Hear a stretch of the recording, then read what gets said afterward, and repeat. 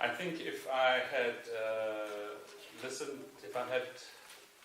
I would have done a slightly different presentation to what I'm going to do in light of the discussion that I've been listening to. But nevertheless, what I'm going to be doing is drawing on a book that I published. A book that I published in 2012, which is called Just Transitions, Reflections on Sustainability in an Unfair World, Explorations of Sustainability in an Unfair World, where I'm really trying to grapple, which is really my kind of life's work, with the sustainability challenge from a global south perspective, in particular an African perspective. And that has included trying to understand the transitions and the polycrises that we face from a long-wave theory perspective, and I presented this paper at the last meeting in Gainesville. What I'm really going to be focusing on in this presentation is a paper that's just about to be published, which is called Preparing for a Global Transition, Implications of the Work of the International Resource Panel. And the International Resource Panel is a panel constituted and convened by the United Nations Environment Programme. The first chair was Ernst von Weizsäcker, and some of you know him. The current chair is Janis Atochnik and Ashok Khosla from India. And I've been a member of the panel since it was constituted in 2007. It was set up in the wake of the IPCC's fourth assessment report, which essentially concluded that the global economy is in serious trouble because of climate change, but the climate scientists don't really know what to do about it. And so UNEP put together this panel of about 35 experts from around the world to kind of address the slightly immodest challenge of how to restructure the global economy to make it more sustainable. And our focus is resources rather than carbon and ecosystems. And that's important because of the number of SDGs that relate in one way to how we utilize resources. So the overall framework for the work of this panel is long-wave theory. It's derived from the work of Marina Fischer-Kowalski at the Institute of Social Ecology in Vienna. And her work really analyzes the history of the last 15,000 years from a socio-metabolic point of view.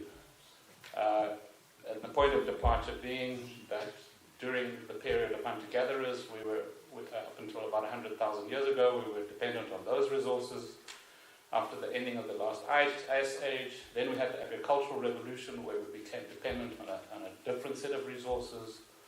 And then 250 years ago, we moved into the industrial era where we developed the technologies for mobilizing fossils, minerals, metals, 8.7 billion hectares of land, the extraction of about 120 billion tons of stuff, and pollution.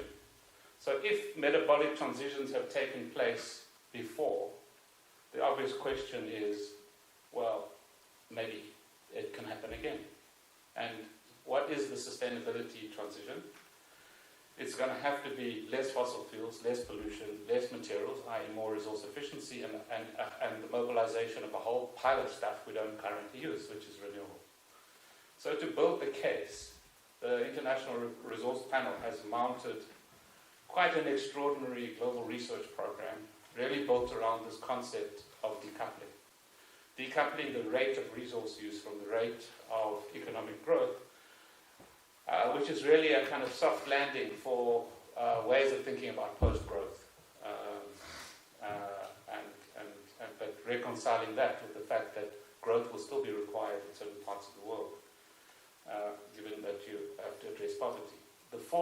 These are the four categories of resources that we address, and the key diagram from this first report, which I was the co-lead author of, is this one, which is that resource use has grown substantially, up to about 60 billion tons of stuff that we actually use. We extract about 120 billion tons of stuff. We use half of it.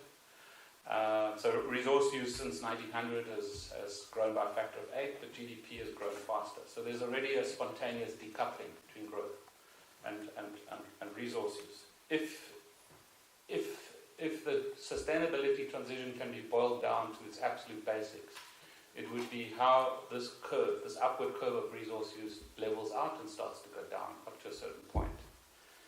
The question is, what's that point? To focus on the significance of that question, just look at these figures, which is between 2011 and 2013, China used more cement than the United States used in the whole of the 20th century.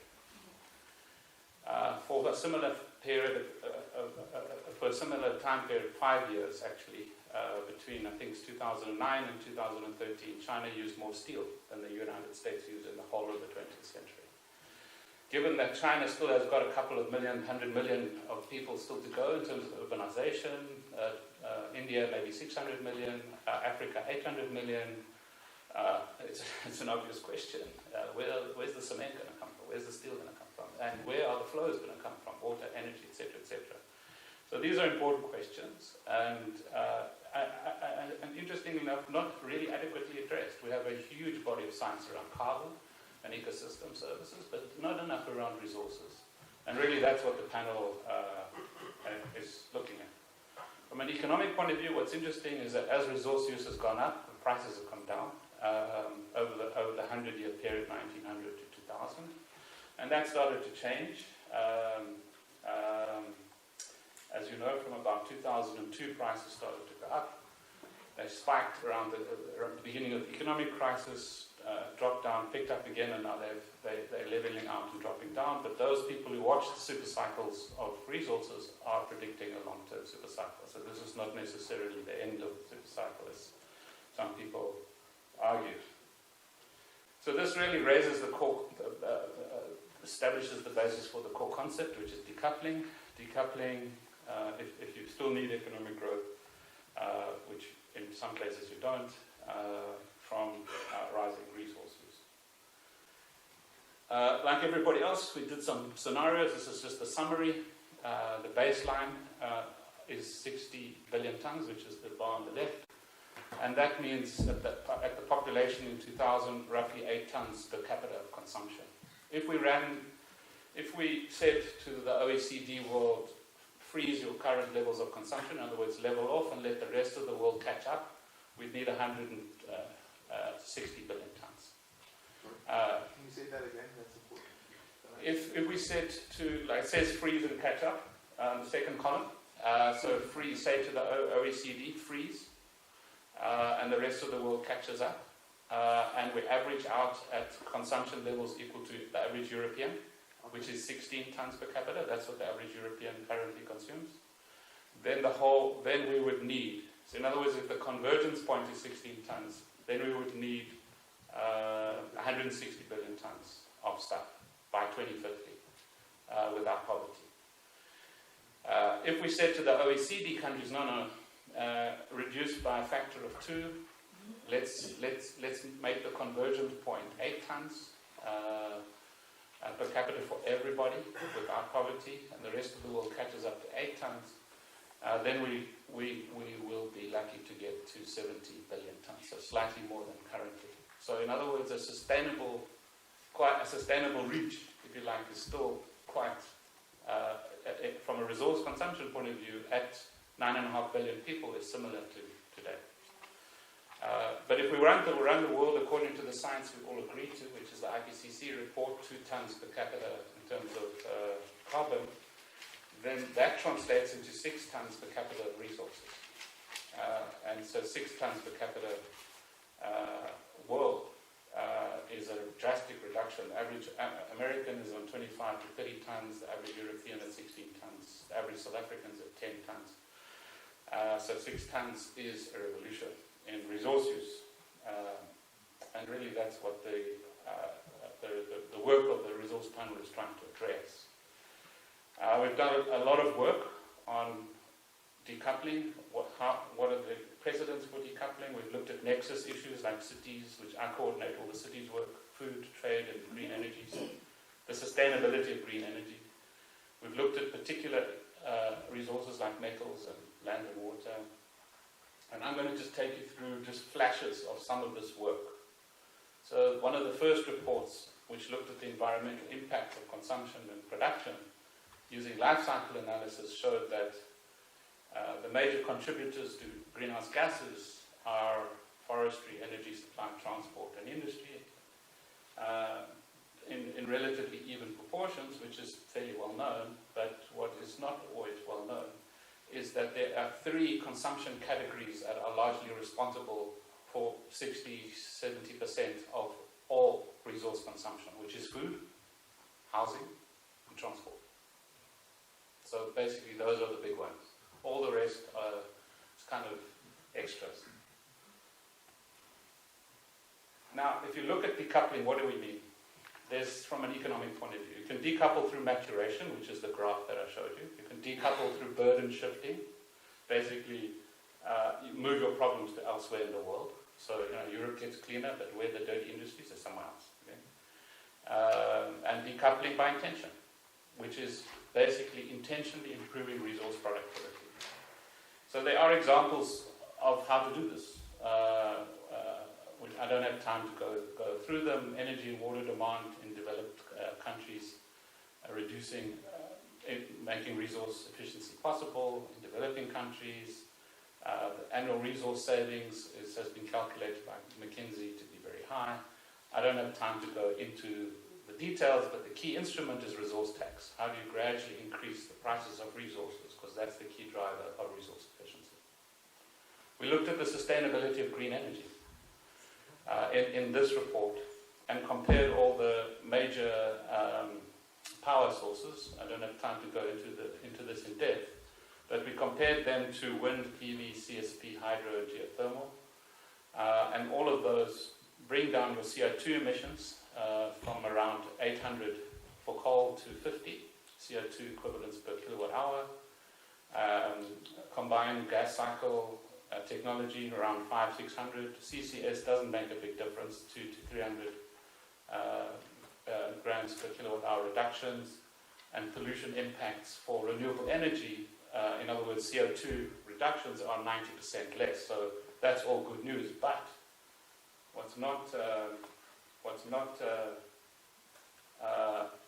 always realized is that you're going to need a lot more steel, a lot more cement, and a lot more copper if the whole world goes on to renewables. And obviously the renewable energy lobby doesn't like to hear that. And you'll need rare earth metals, and China is dominant in that sector. If you look at trade, there's been a massive increase in the amount of trade in materials around the world between 1980 and 2010, as you can see. From this graph, from 4 billion tons to 10 billion tons. That's not surprising. But what is interesting is that 28% of GDP is international trade in materials. What's also interesting is this list of the largest net exporters and the largest net importers.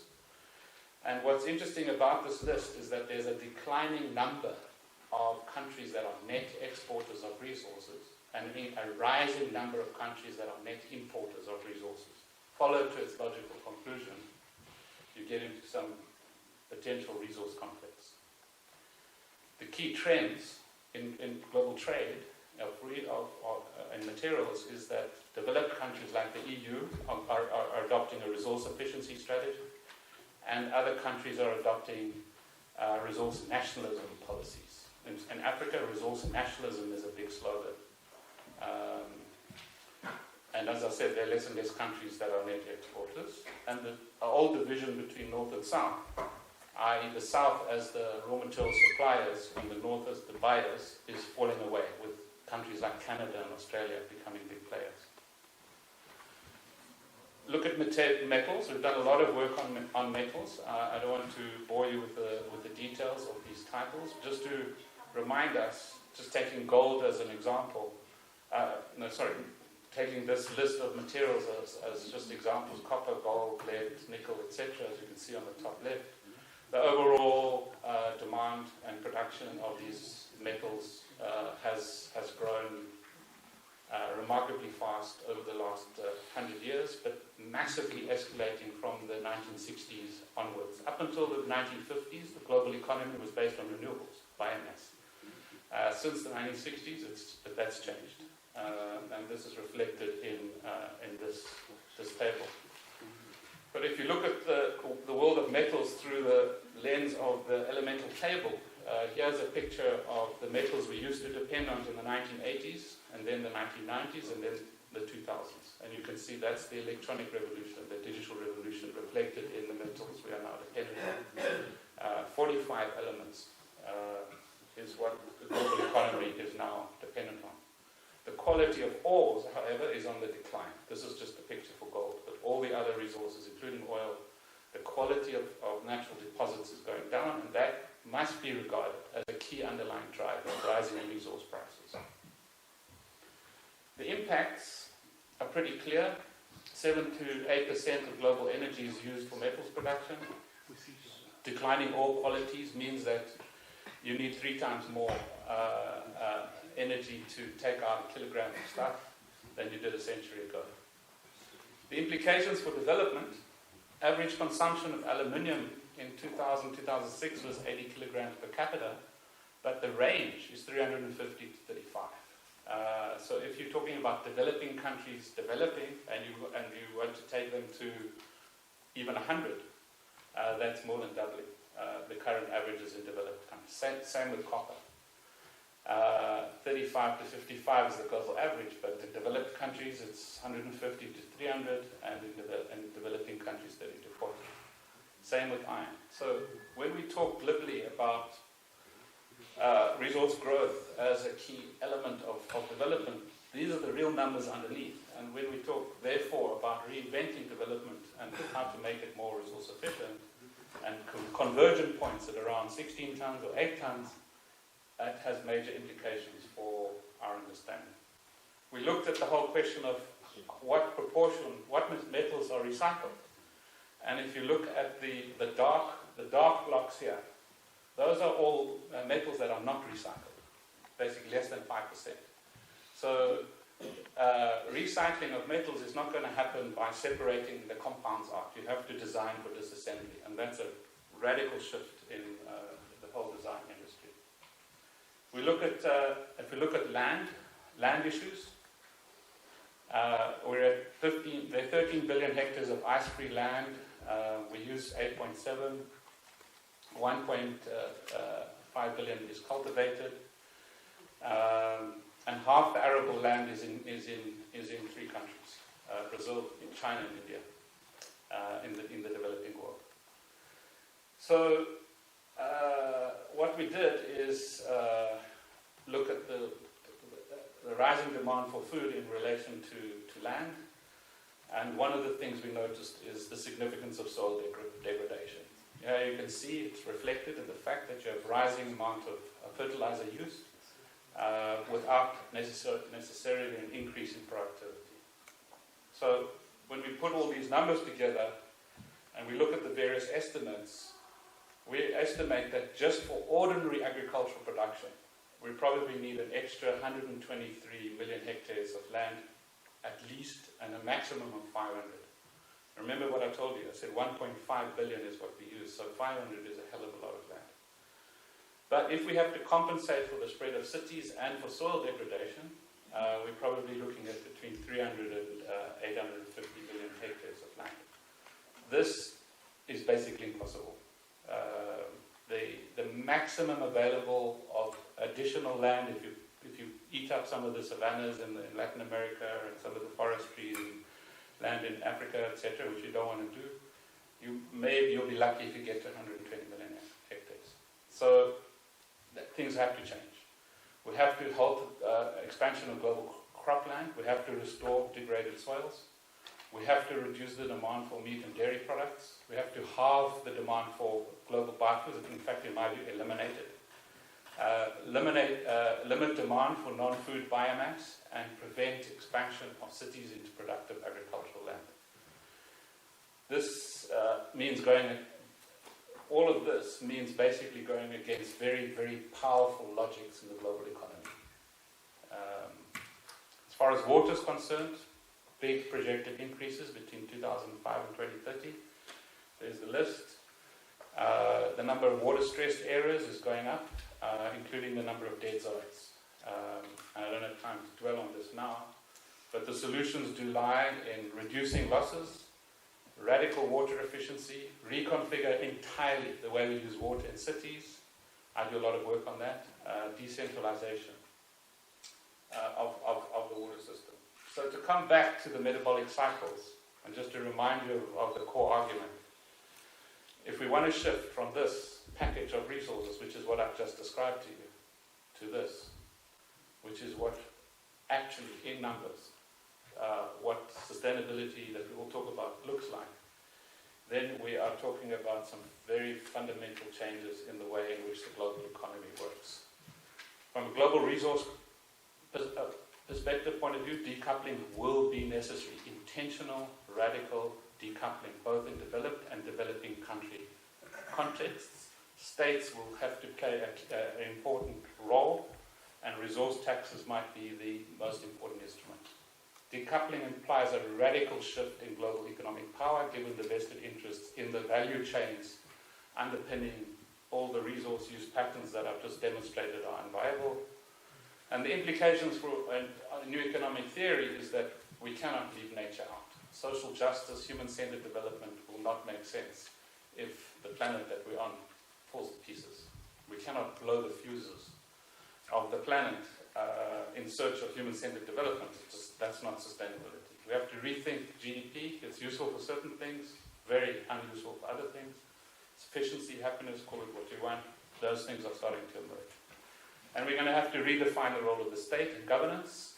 And I really would recommend considering the work of Matsukato, who essentially argues that states always play a key role during the high-risk phases in innovation cycles. And that's what we're going into now, a radical innovation cycle. And the evidence is already there as money starts to shift out of paper into green tech. And the rise of what my friend Martin Heyer calls the energetic society. As we face more and more crises, we have less and less faith in the state, and therefore we are going to have to ensure that we support the rise of social entrepreneurship, civil society movements, local states, cities, villages, communities, the self-activated autogestion, the dynamism present in a rising society that is a necessary complement to a strong state that intervenes, especially in knowledge production during the high-risk phases of innovation cycles. Thank you very much.